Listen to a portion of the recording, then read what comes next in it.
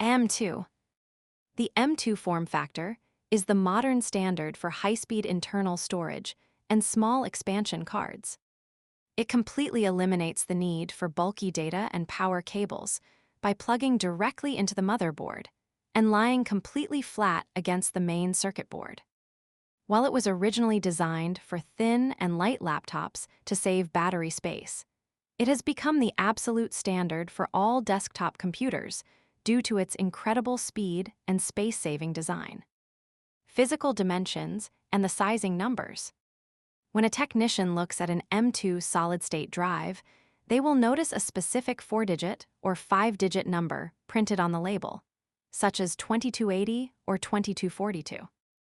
This number tells you the exact physical dimensions of the green circuit board in millimeters. The first 2 digits always represent the width, which is almost universally 22 millimeters across the entire industry. The remaining digits represent the length of the drive, with 80 millimeters being the absolute most common size for desktop and laptop storage. A motherboard will have multiple screw holes spaced at these specific lengths to accommodate different sizes, from tiny Wi-Fi cards to massively long enterprise storage drives. Bus interfaces, SATA versus NVMe.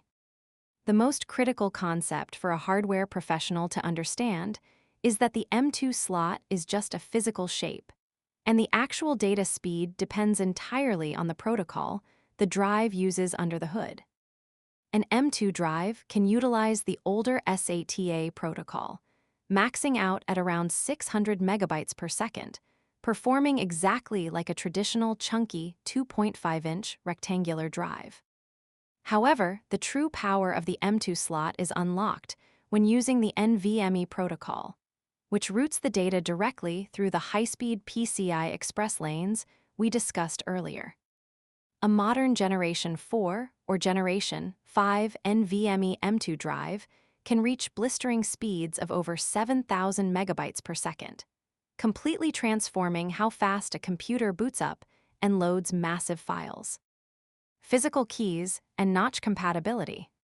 To prevent a user from accidentally plugging the wrong type of drive into a motherboard socket that cannot read it, the Gold Edge connector features specific physical notches known as keys. A B key notch and an M key notch dictate whether the drive supports slow SATA lanes, fast PCIe lanes, or both simultaneously.